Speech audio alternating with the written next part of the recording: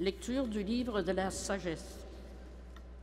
Il n'y a pas de Dieu en dehors de toi, Seigneur, toi qui prends soin de toutes choses et montres ainsi que tes jugements ne sont pas injustes. Ta force est à l'origine de ta justice et ta domination sur toute chose te rend patient envers toute chose. Il montre sa force, l'homme dont la puissance est discutée, et ceux qui la bravent sciemment, il les réprime. Tandis que toi, Seigneur, qui disposes de la force, tu juges avec indulgence, tu nous gouvernes avec beaucoup de ménagement, car tu n'as qu'à vouloir pour exercer ta puissance. Par ton exemple, tu as enseigné à ton peuple que le juste doit être humain, et tu as pénétré tes fils d'une belle espérance. À ceux qui ont péché, tu accordes la conversion. Aujourd'hui, je vais faire un petit commentaire après chacune des lectures, mais ne vous en faites pas, je n'utiliserai pas le temps de 3 homélies. Eh bien, ce texte de la sagesse veut nous faire découvrir un petit peu plus ce qu'est Dieu. Pour cela, l'auteur prend une comparaison entre les comportements de la personne humaine et ceux de Dieu. L'homme, quand sa force est discutée, la met en activité pour écraser l'autre, alors que Dieu, lui, juge avec indulgence et gouverne avec beaucoup de ménagement.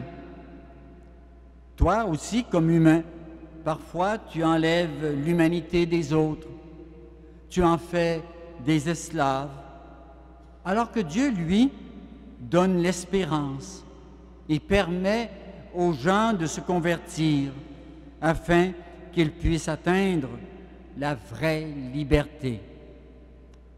J'ai une petite question pour nous. Comment, moi, je vois Dieu? Est-ce que je le vois comme un juge qui écrase ou comme un père? Lecture de la lettre de Saint Paul apôtre aux Romains. Frères et sœurs, l'Esprit Saint vient au secours de notre faiblesse, car nous ne savons pas prier comme il faut. L'Esprit Saint lui-même intervient pour nous par des cris inexprimables. Et Dieu, qui voit le fond des cœurs, connaît les intentions de l'Esprit. Il sait qu'en intervenant pour les fidèles, l'Esprit veut ce que Dieu veut. Dans notre démarche de foi, pendant la neuvaine à Sainte-Anne, la prière va jouer un très grand rôle.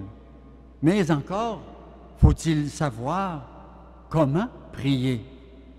Ici, Saint Paul aux Romains revient à la charge pour bien nous faire comprendre que pour prier, tu as besoin de la force de l'Esprit.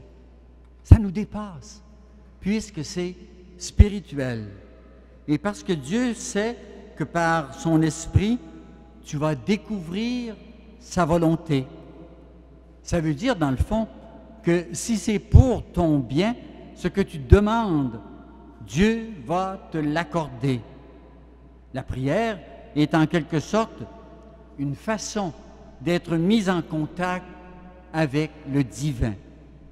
C'est quelque chose d'extraordinaire. Être mis en contact avec le divin, avec Dieu.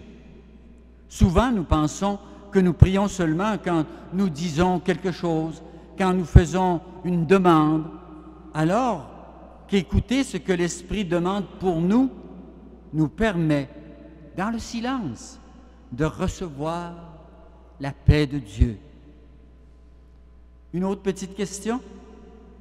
Quand je prie, est-ce que je reçois la paix intérieure? Levons-nous et chantons ensemble « Alléluia ».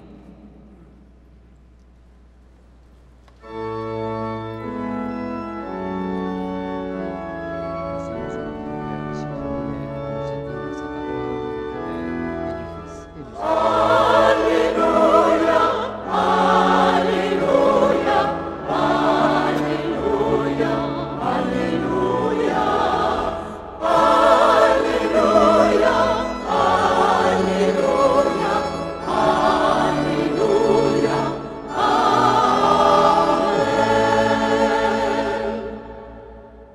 béni, Dieu notre Père, Seigneur de l'univers, toi qui révèles aux petits les mystères du royaume.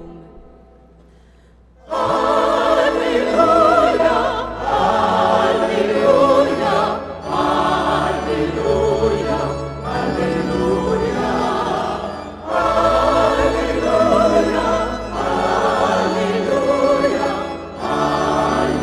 Alléluia, Amen.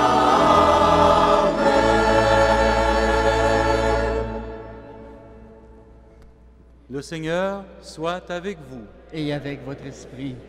C'est la bonne nouvelle de Jésus-Christ selon saint Matthieu. Gloire à toi, Seigneur. Jésus proposa cette parabole à la foule.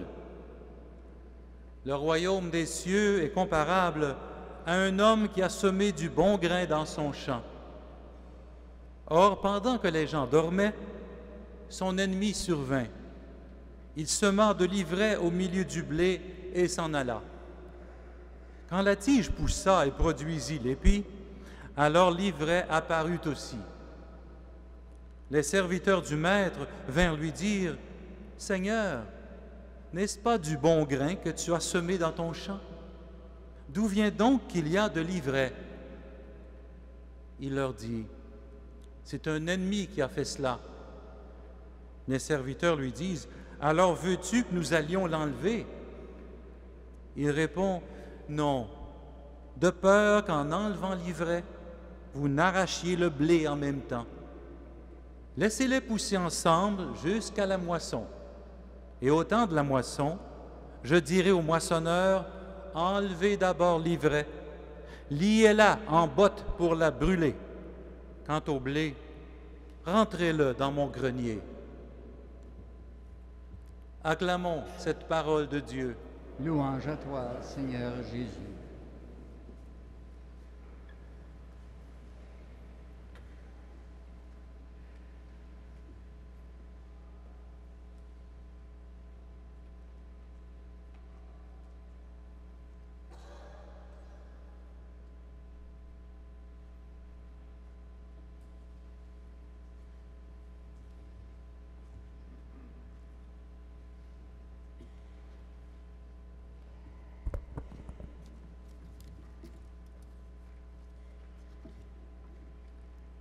Alors, chers amis, j'intitulerai ce texte de l'Évangile « La présence du mal avec le bien » et j'ajouterai une leçon de patience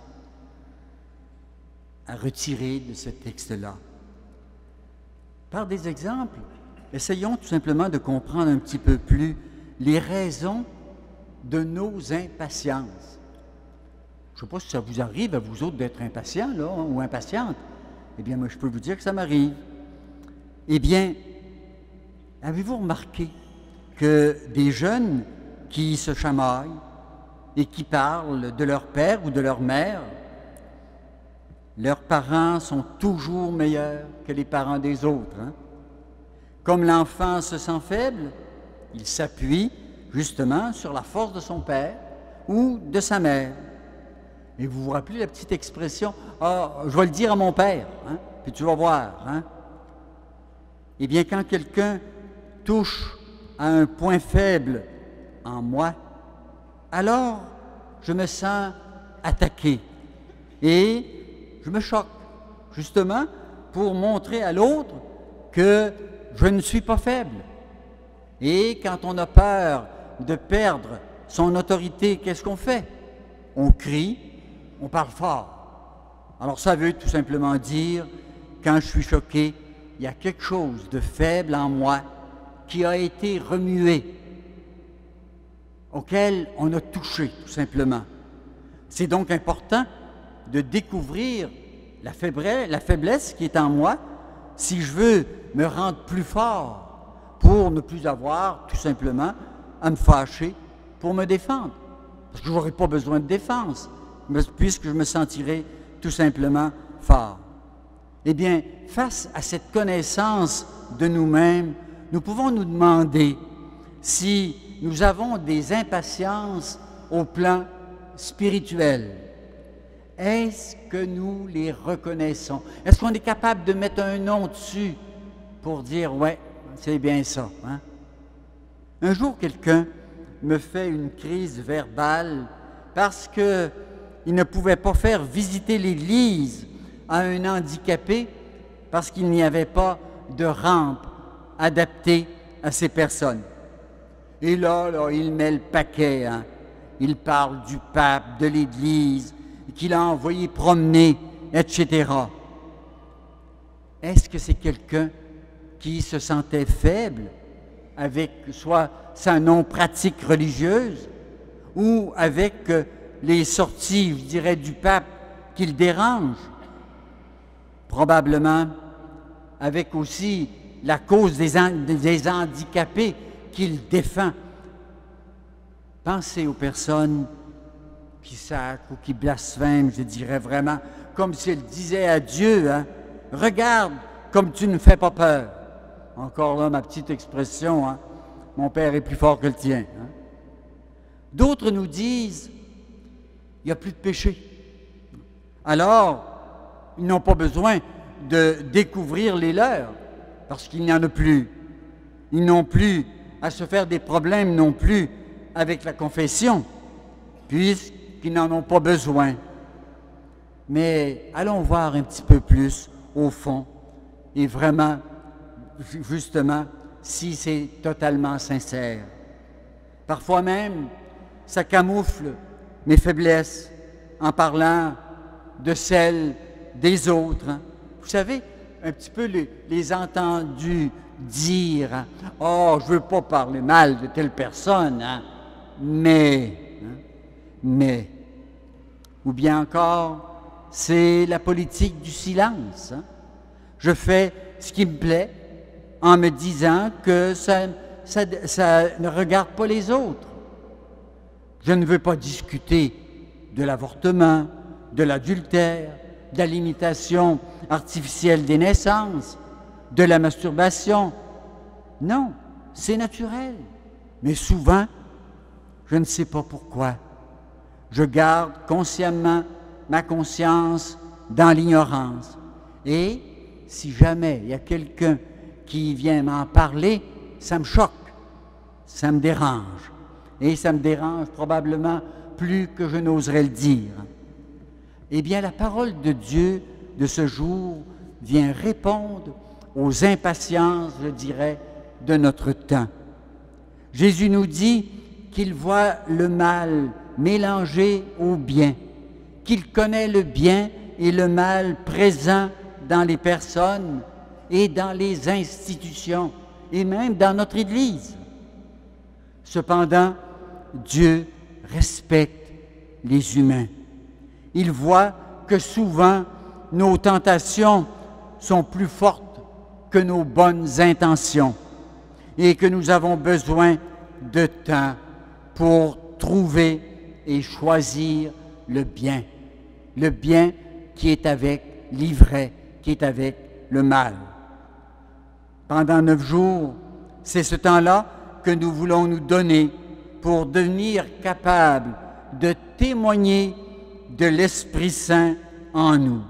Donc, arrêtez de douter de la valeur de notre vie et de la valeur unique de la personne humaine, même si en elle existe le bien ou le mal ou d'autres infirmités. Cette richesse de la personne humaine est en elle, puisqu'elle a été créée par Dieu.